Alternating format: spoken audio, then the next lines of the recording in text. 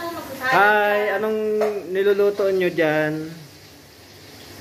Ano kami ng chicken? Magluluto kami ng Ang laki ng papaya. Luto kami ng papaya. kinamatisa. Ito. Ito yung mga tahog. Ayan.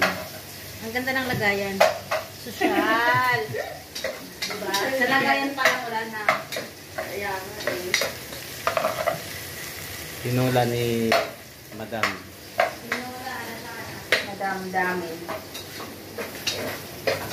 Kakamatisan ko kasi yan. Kinamatisan na manok. Kinamatisang manok. Ay, yan. Kahit na ano.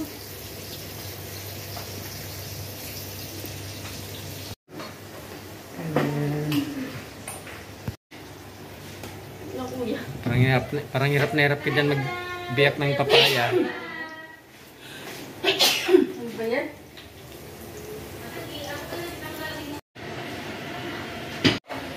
Yan. Kinamatisan. Okay.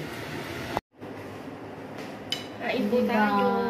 Sarap yan. Mga vlog. Asawa niya.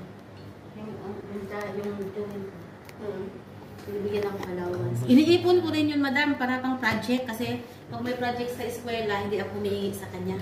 Nagmamaktol yan siya.